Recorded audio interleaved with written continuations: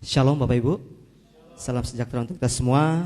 Pagi ini memang beberapa jemaat kita yang sudah minta izin untuk tidak hadir. Ada yang beberapa jemaat yang keluar kota, ada tugas. Sehingga hari ini ya seperti inilah keadaannya.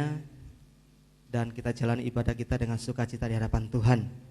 Puji nama Tuhan, kesempatan pagi hari ini kita terus bersukacita karena awal tahun kita memasuki dan sudah menjalani tahun 2016. Karena firman Tuhan katakan bahwa hari-hari yang kita lalui semakin kesini, dunia itu semakin bertambah dengan kejahatannya. Dunia itu semakin bergelora, bukan tambah baik. Tetapi orang yang dalam Tuhan, semakin diisi firman Tuhan, semakin baik dan semakin berubah untuk menjadi orang-orang yang bisa mewarnai dunia ini, untuk menjadi orang-orang yang bisa menjadi berkat bagi dunia ini. Apalagi beberapa waktu yang lalu kita sama-sama mendengar, bahkan sudah tahu mungkin peristiwa Tamrin yang bisa mengejutkan seluruh dunia, apalagi bangsa kita ini. Ini mengancam kehidupan setiap manusia. Tetapi apa jawab Alkitab tentang kita yang ada dalam Kristus Yesus? Apa pandangan Alkitab ketika dunia sedang bergejolak, dunia sedang dalam keadaan yang tidak tenang? Apa jawab Alkitab bagi orang yang mengasihi Tuhan? Tetapi Alkitab menjamin setiap kita dalam Tuhan selalu ada sukacita, ada damai untuk menghadapi segala sesuatu. Karena kita pilihan Tuhan, orang-orang yang dikhususkan untuk menjadi orang yang senantiasa cinta kepada Tuhan. Puji Tuhan, kesempatan ini saya akan membawakan firman Tuhan tentang perjuangan hidup. Hidup ini perjuangan, perlu berjuang. Jadi tidak statis. Hidup ini mungkin kita berkatakan, saya pertaruhkan hidup saya dalam tangan Tuhan. Dan kita tidak bisa berbuat apa-apa lagi. Kadang sangat ironis sekali. Kenapa? Tuhan mau kita ini berkarya. Di luar kemampuan kita, berarti ada Tuhan yang memampukan kita. Bukan berarti kita harus serahkan pada Tuhan dan kita tidak bisa berbuat apa-apa. Atau orang hanya datang ke gereja, aktif ke gereja, hanya berdoa, puasa tiap hari tanpa bekerja. Bagaimana dia bisa memberi nafkah buat keluarganya? Jadi ada perjuangan yang harus kita jalani hidup ini. Tahun 2016 tentu masih panjang. Kita baru bulan pertama di tahun ini. Masih panjang harus kita jalani. Tetapi Alkitab katakan kalau kita berjuang bersama Tuhan, maka kita akan mencapai garis finish. Kita akan mencapai tujuan kita. Jauhnya sebelum itu, mari Bapak Ibu, kita akan baca Alkitab kita. Mari sama-sama kita buka dalam kitab Ibrani, surat Ibrani, pasal yang ke-12, ayat 1 sampai 4. Ya. Jadi ini kitab Ibrani pasal 12 ayat 1 sampai 4. Untuk ayat pokok ini kita akan bergantian membacanya. Saya akan baca ayat ganjil dan Bapak Ibu ayat yang genap, dan kita akan amenkan bersama. Ya, hanya 4 ayat saja. Sudah menemukan, katakan amin. Luar biasa ya. Saya bacakan. Nasihat supaya bertekun dalam iman.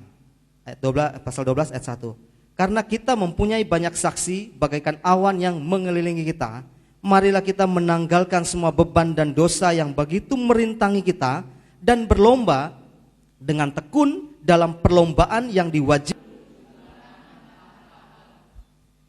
Ingatlah selalu akan Dia yang tekun menanggung bantahan yang sehebat itu terhadap dirinya dari pihak orang-orang berdosa, supaya jangan kamu menjadi lemah dan putus asa.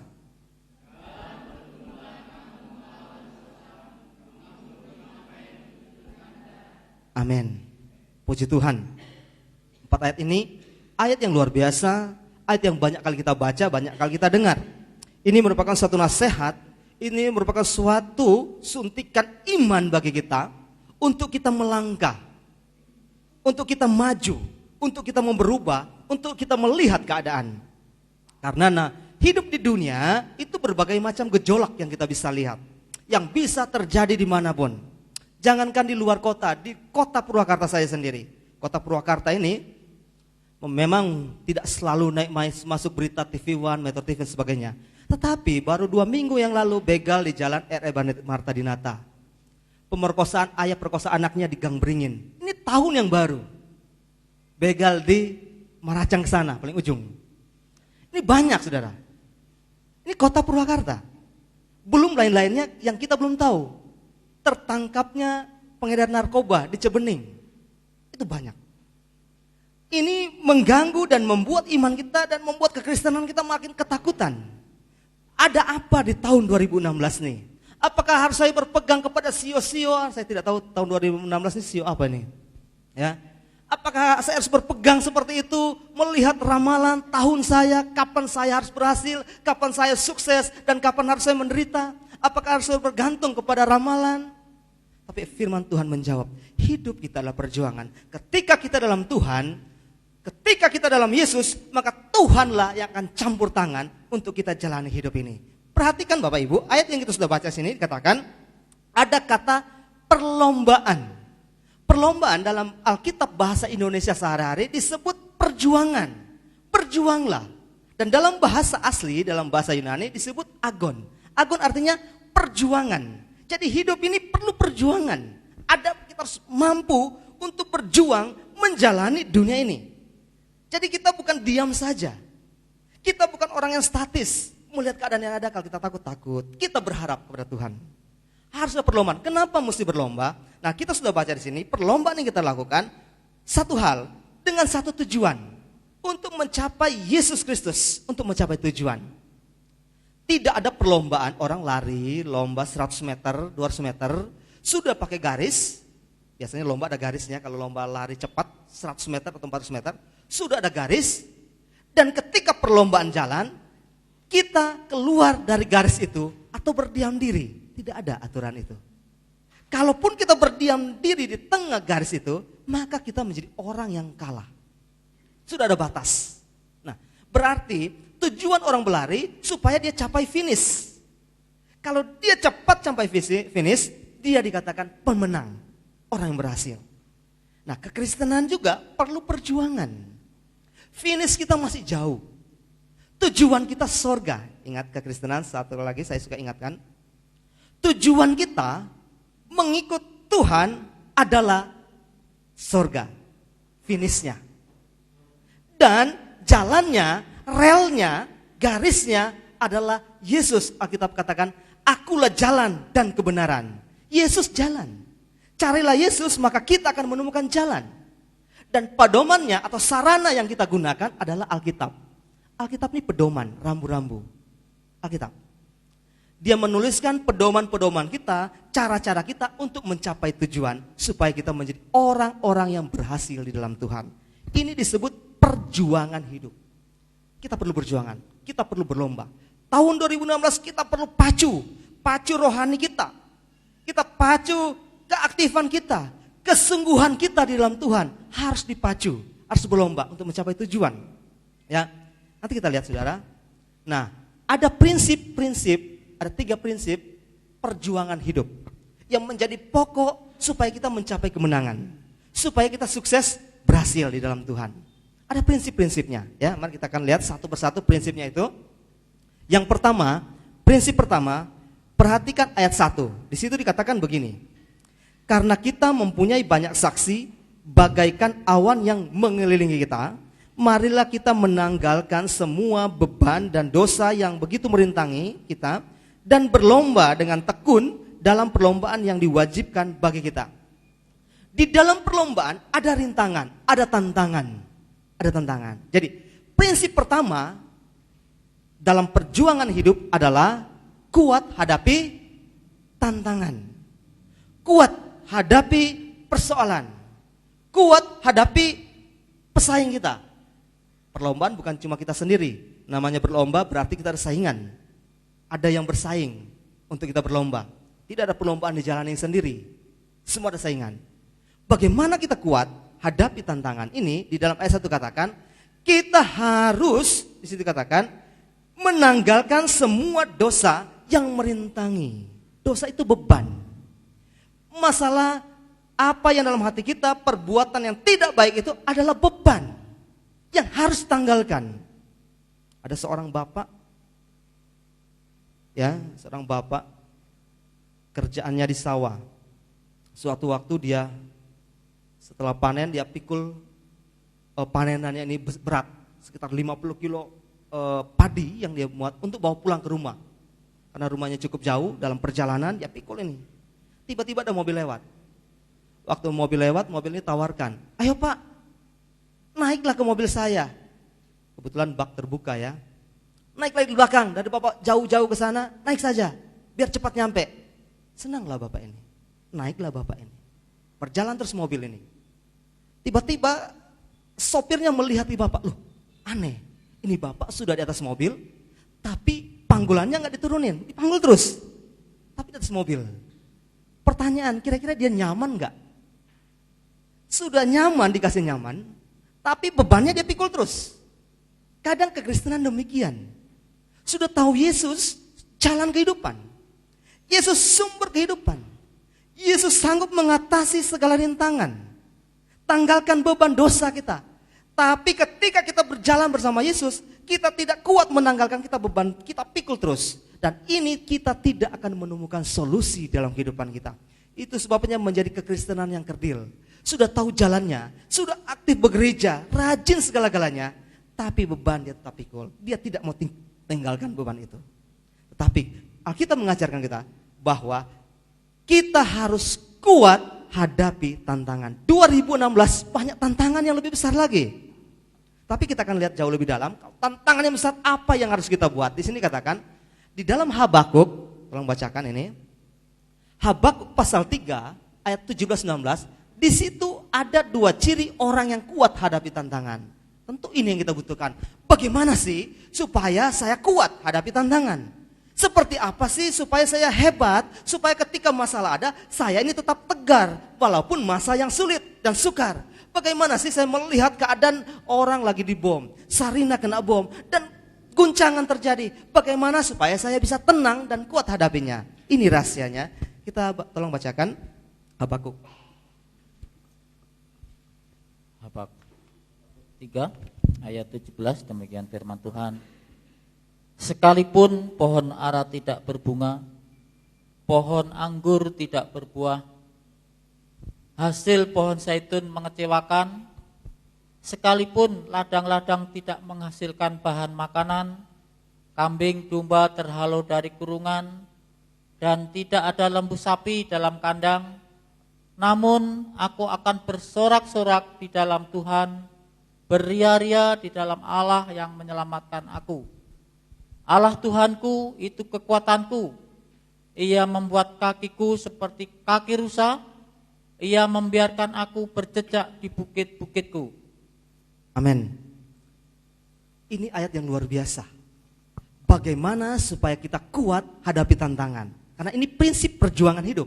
Nah, kuat hadapi tantangan ada dua hal. Habakuk itu katakan ciri orang yang hadapi tantangan. Nah, sebelumnya di dalam pasal 1 dan seterusnya, Habakuk ini sebetulnya sedang menghadapi gejolak yang begitu berat. Gejolak yang luar biasa, sehingga ada beberapa orang teolog dia menyebut bahwa Habakuk ini adalah nabi yang bingung. Nabi yang bingung. Kenapa bingung? Sebab di dalam pasal 1 ayat 2 sampai 4 dan seterusnya, di situ ada tulisannya begini. Kepada Allah dia berharap. Kenapa Tuhan? Dia bertanya, "Loh kenapa?"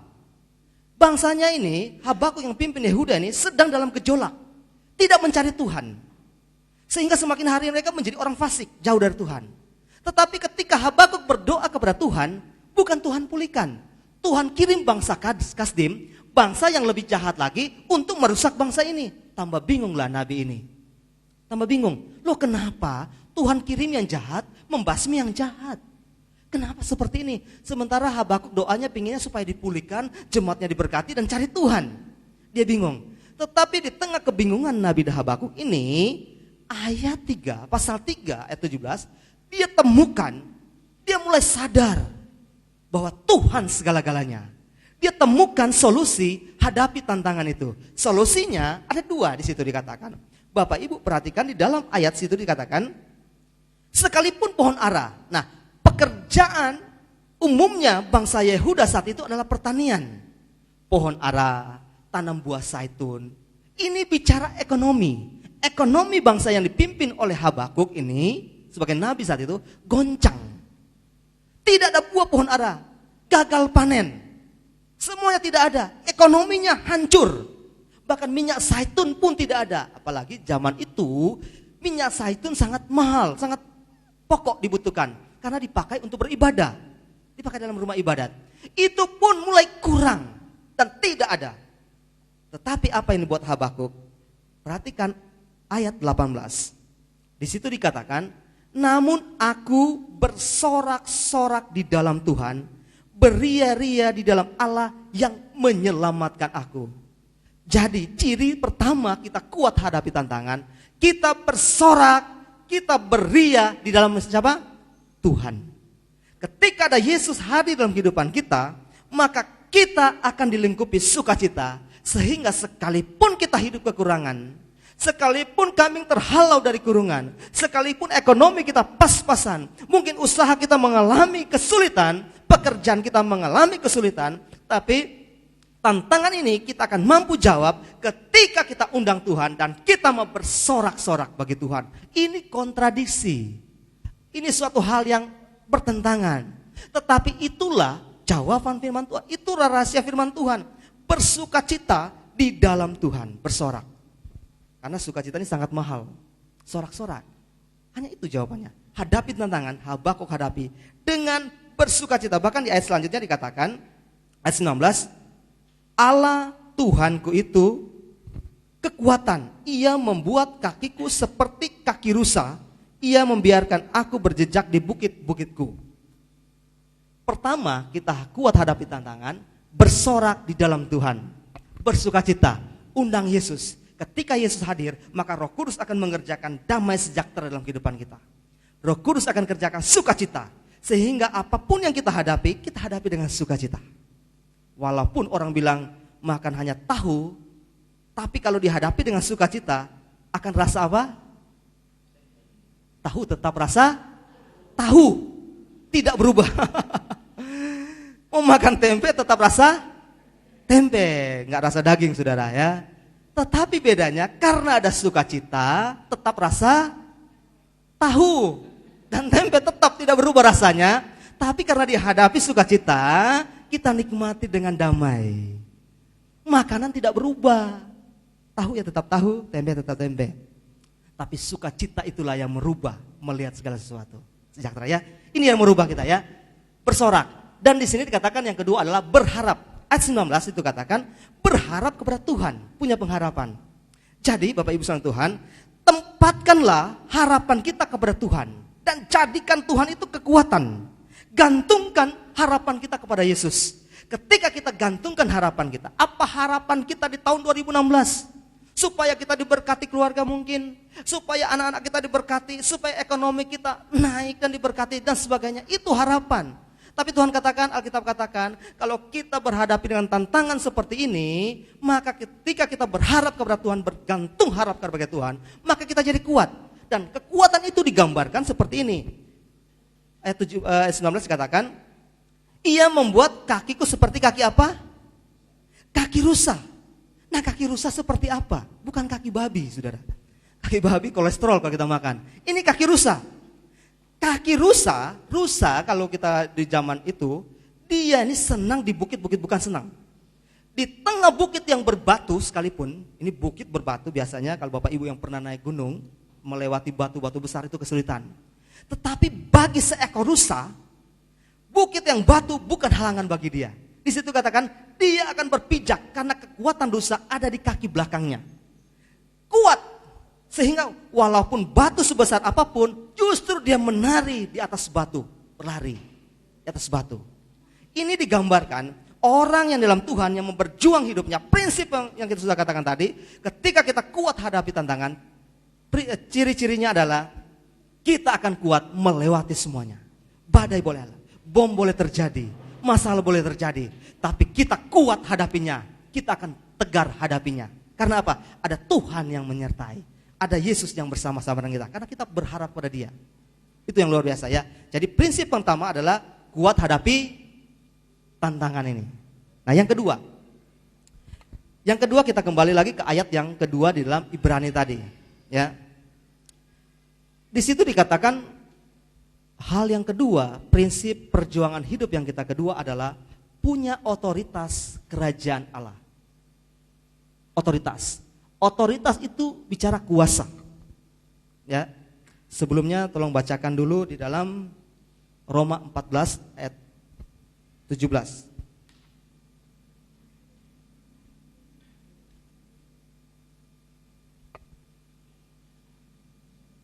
Roma 14 ayat 17 demikian. Sebab kerajaan Allah bukanlah soal makanan dan minuman, tetapi soal kebenaran, damai sejahtera dan sukacita oleh Roh Kudus. Ya.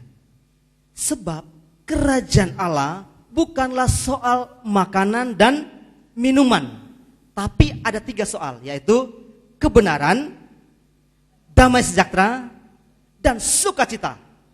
3 ya. Jadi coba kita ingat lagi, kerajaan Allah itu bukan soal makan minum, bukan soal jasmani. Tetapi situ katakan soal apa? Kebenaran, damai sejahtera, dan sukacita.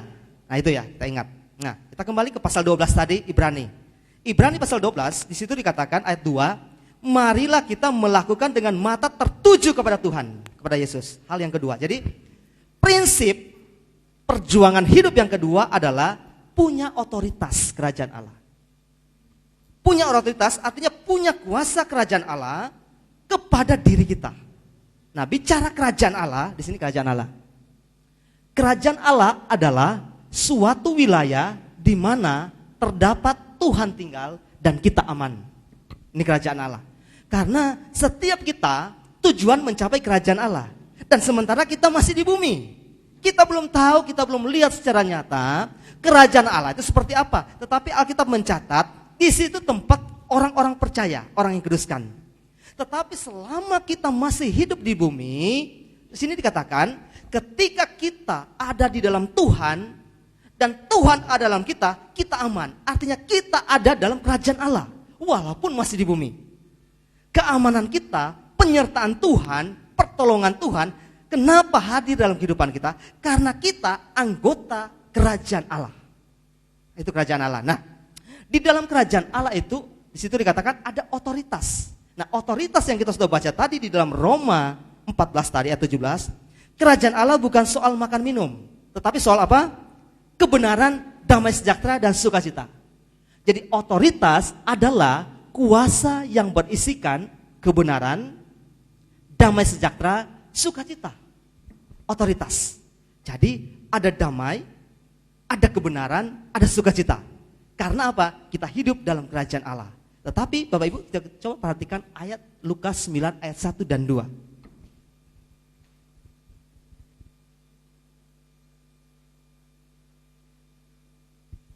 Lukas 9 ayat 1 dan 2 dari hal Yesus mengutus ke-12 murid. Maka Yesus memanggil ke-12 muridnya, lalu memberikan tenaga dan kuasa kepada mereka untuk menguasai setan-setan dan untuk menyembuhkan penyakit-penyakit. Dan ia mengutus mereka untuk memberitakan kerajaan Allah dan untuk menyembuhkan orang. Amin. Perhatikan Lukas 9 ayat 1 situ katakan, Yesus memanggil ke-12 muridnya dan memberikan apa? Tenaga dan kuasa. Nah, Tuhan memberikan tenaga. Tenaga dalam bahasa Inggris power, kuat. Power dalam bahasa Yunani, bahasa aslinya dunamos. Sehingga muncul kata dinamo. Kipas angin tidak akan berjalan tanpa dinamo. Itu tenaga. Tenaga. Bukan saja tenaga yang Tuhan berikan, tapi juga kuasa. Kuasa dalam bahasa Inggris authority, otoritas. Dan dalam bahasa asli disebut exousia. Kita diberikan kuasa. Nah, Bapak ingat cerita iblis namanya Lucifer. Waktu dia di sorga, dia ini kepercayaannya Tuhan. Memimpin puji-pujian di sorga. Kenapa dia dipercayakan? Karena Lucifer ini punya tenaga dan punya kuasa. Dia bisa memimpin pasukan puji-pujian dalam sorga. Tetapi persoalannya cuma satu. Dia mencuri haknya Tuhan. Ingin menjadi Tuhan. Sehingga dia dibuang di bumi. Dia dilemparkan iblis ini. Dan kuasanya, eksosianya diambil Tuhan. Tinggal tenaga. Waktu dia datang di bumi ini, Ini dia mencuri kuasa kita loh. Tujuan iblis mencuri otoritas orang percaya. Jadi tujuan iblis datang ke dunia bukan saja dia membawa kita ke neraka, tapi dia ingin selama kita di dunia, dia ingin mencuri dan mengambil kuasa yang Tuhan berikan. Otoritas. Nah, otoritas itu apa? Kebenaran, damai, sejahtera, sukacita. Jadi iblis artinya dia ingin mengganggu sejahteranya kita, sukacitanya kita, pengiringan kita dalam Tuhan. Supaya kita tidak percaya kebenaran. Itu tujuan iblis. Karena bicara tenaga, Bapak Ibu pernah dengar cerita tentang anak yang hilang. Ada tenaga, ada kuasa. Seorang anak mendapat warisan dari orang tuanya. Berarti dia itu punya kuasa. Namanya seorang anak kepada bapak, dia punya kuasa. Tapi sayangnya dia jatuh karena tidak punya tenaga untuk mengelolanya. Sehingga dia bangkrut. Itu pekerjaan iblis juga demikian. Dia ingin mencuri kuasa. Saya kasih contoh begini. Seandainya Bapak Ibu di sini ada yang beli mobil baru. Ya. Biasanya mobil baru di dalamnya itu dibungkus apa? Kursinya plastik, betul ya? Saking dibungkusnya plastik, saking disayang-sayang supaya tidak kotor sofanya, tempat duduknya, kita nggak buka. Nanti kalau sudah dekil, sudah lama, baru kita buka. Nah, waktu kita buka sofa ini, tiba-tiba anak kita main coret-coret pakai spidol. Pertanyaannya, perasaannya kita gimana? Sakit di? Perasaannya gimana? Mobil yang baru dibuka plastiknya, sudah dicoret, digambar sama anak-anak kita. Pakai spidol yang sulit untuk dihapus lagi. Rasanya gimana? Sakit, artinya apa? Hilanglah sukacita, betul? Pertanyaannya, iblis mengganggu, merusak bukan karena ekonomi kita. Kalau Bapak Ibu di sini ada yang bangkrut, ada yang mengalami kesulitan ekonomi, iblis itu tidak terpengaruh. Yang dia terpengaruh adalah ketika dia melihat kita kekurangan sukacita. Seorang anak tadi menulis di mobil, orang tuanya pasti marah. Apakah orang tua itu bersukacita? Hilanglah sukacita orang tua itu. Betul? Hilanglah sejahteranya. Tadinya senang punya mobil, lihat dicoret, marahlah. Iblis ketawa. Tuh, sukacitanya hilang. Artinya kuasanya hilang. Hilanglah sukacita. Bukan berarti iblis butuh mobilnya. Iblis tidak butuh uang. Pekerjaan iblis tidak butuh apa yang kita miliki. Yang dia butuhkan adalah supaya kita hilang kuasa, hilang sejahtera, hilang sukacita. Tujuan iblis cuma itu. Tuhan izinkan bom terjadi. Suatu kali kita bom kemarin yang terjadi itu. Terjadi letusan, mungkin ada yang korban. Ya, banyak yang korban ya, ada yang luka-luka dan segala macam. Nah, yang di sini iblis bukan cari orang-orangnya supaya mati, supaya ini rusak.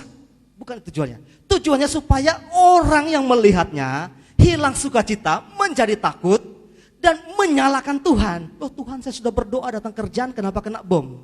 Saya bertahun-tahun berdoa usaha saya, kenapa gagal? Saya bertahun-tahun berdoa anak saya, kenapa gagal?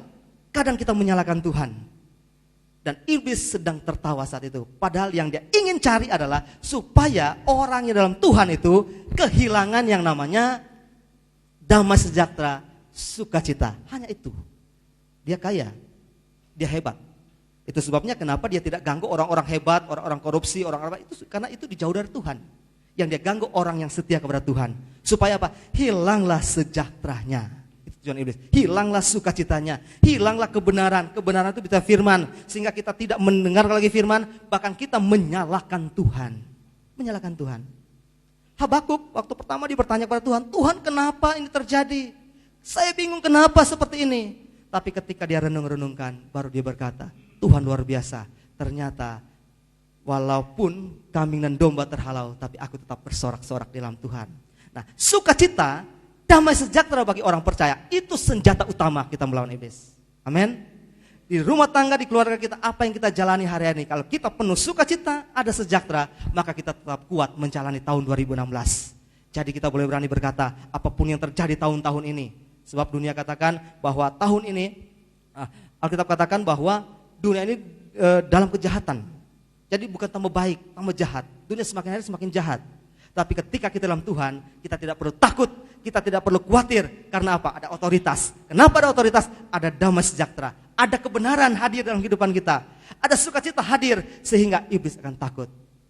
Kita boleh gagal, kita mungkin pergumulan kita belum dijawab oleh Tuhan, sakit kita mungkin belum disembuhkan oleh Tuhan. Tapi kalau kita ada kuasa, ada sejak dalam Tuhan, itu tidak bisa diambil oleh iblis. Kita tetap beria-ria di dalam Tuhan. Itu yang kedua ya.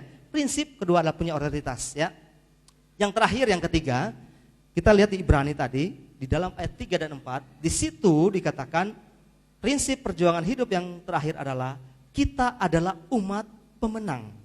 Ini bicara suatu keyakinan, suatu pernyataan bahwa walaupun belum berperang, kita ini umat pemenang.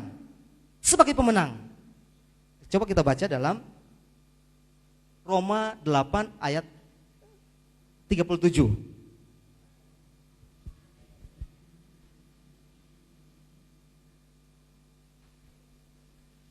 Roma 8 ayat 37, demikian firman Tuhan. Tetapi dalam semuanya itu kita lebih daripada orang-orang yang menang, oleh Dia yang telah mengasihi kita. Kita lebih dari orang-orang yang menang. Kita lebih dari pemenang. Pemenang dalam bahasa Inggris dikatakan conquerors. Conquerors itu menaklukkan, penakluk. Jadi kita sudah taklukkan. Taklukkan dengan apa? Dengan otoritas yang ada dalam diri kita. Ada Yesus, ada damai sejahtera, ada sukacita. Kita mampu taklukkan sehingga kita muncul sebagai pemenang. Sehingga Roma ini katakan kita lebih dari pemenang, lebih daripada orang-orang yang menang. Ini suatu pernyataan yang luar biasa Tuhan berikan kepada gereja Tuhan. Kenapa? Karena bicara pemenang artinya belum bertanding kita sudah dianggap sudah menang, sudah dipastikan menang. Kalau sudah dipastikan menang, apa yang perlu kita takutkan? Apa yang perlu kita khawatirkan? Kalau ujian, anak-anak yang ujian, biasanya kalau ujian, tiba-tiba gurunya bilang begini, "Nak, kamu ikut saja ujian." Dia sudah belajar, tapi otaknya nggak mampu. Ikut saja ujian. Waktu dia ikut ujian, karena dia susah, akhirnya gurunya bilang begini, "Nak, begini, kamu ikut ujian, yang penting duduk. Mau jawab nggak jawab, kamu sudah lulus." Senang nggak anak gitu? Dia langsung bebas. Oh, berarti jawab tidak jawab pasti lulus. Sudah ada janjinya yang menang. Nah, gereja Tuhan juga dijanjikan demikian, lebih dari pemenang. Nah, tanda-tanda umat pemenang di dalam 2 Korintus. Nah, kita tidak sudah baca satu persatu, tapi ini 2 Korintus 4 ayat 1-18 cukup panjang. Tapi kita akan baca satu persatu ayat, ya. Tanda-tanda umat pemenang di dalam, oh ini bukan 1 Korintus, bukan satu ini 2 Korintus pasal 4 ayat 1. Tolong bacakan. 2 Korintus 4 ayat 1. Dari harta rohani dalam bejana tanah. Oleh kemurahan Allah kami telah menerima pelayanan ini, karena itu kami tidak tawar hati. Tidak tawar hati. Jadi tanda orang menang, tanda kita sebagai pemenang, pertama adalah tidak mudah putus asa, tidak tawar hati. Menghadapi tantangan jangan kita ciut. Menghadapi masalah jangan kita takut duluan. Menghadapi apa yang berat dalam kehidupan kita jangan kita takut. Karena apa? Kita ada di pihaknya Tuhan, pemenang. Jangan banyak mengeluh. Seorang ibu mengeluh. Memang beberapa di akhir tahun ini memasuki Januari, saya ada beberapa konseling dari ibu-ibu dan pengusaha, tapi bukan jemaat kita, di luar jemaat. Berapa yang konseling? Ada yang datang langsung, ada yang telepon. Konseling tentang bisnis, usaha. Kok saya dari 2013 keadaannya seperti ini, waduh susah. Jadi usahanya itu mau bangkrut, udah sulit, goncang. Biasa kalau saya konseling, karena saya latar belakang juga marketing, jadi saya tahu bisnis sedikit. Saya kasih masukan bisnis, terakhirnya ending dengan firman. Ada beberapa, saya pegang kesimpulan begini, berarti usaha saat-saat ini sedang dalam keadaan goncang. Saya bisa tarik kesimpulan. Orang menjalani usaha sendiri sedang dalam keadaan goncang. Perusahaan-perusahaan BIC di Kerawang itu sudah banyak yang PHK orang.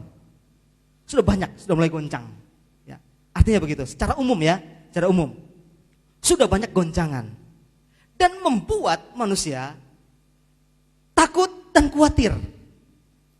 Koran Pasundan Express saya baca, di situ tuliskan bahwa angka perceraian di Purwakarta itu, di Jawa Barat itu ada 1.500 pasangan yang terlapor perceraian.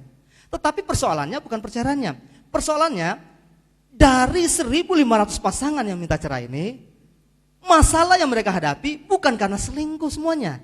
Justru 90% adalah faktor ekonomi. Gara-gara suaminya tidak beri makan atau ibu tidak beri makan.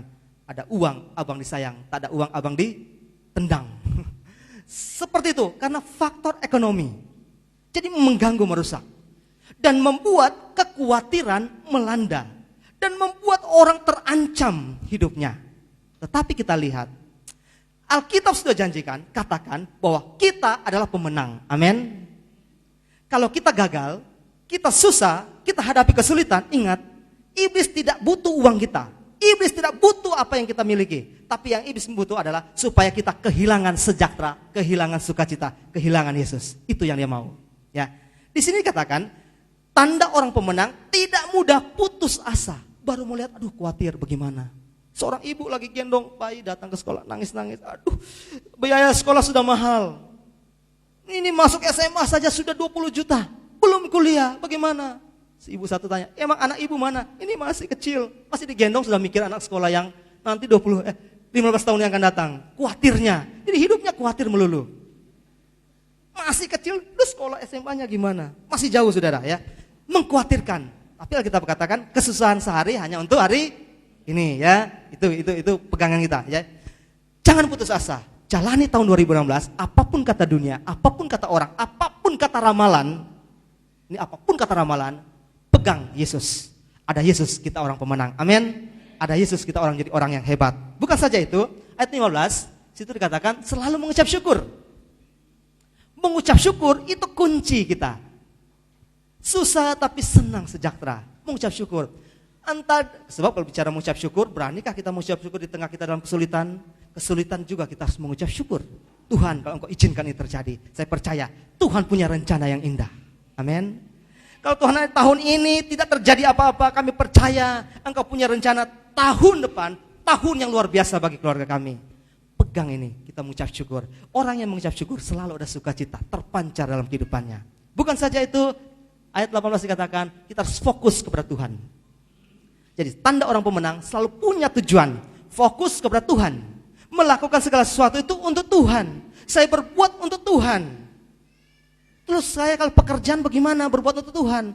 Bapak ibu misalnya, kebetulan ada orang bengkel. Kita bekerja di bengkel itu lakukan untuk Tuhan. Menolong orang, membantu orang itu sama kita lakukan untuk Tuhan. Fokus segala sesuatu pekerjaan yang kita jalani, Tuhan. Sebelum berjalan, berdoa, minta penyertaan Tuhan.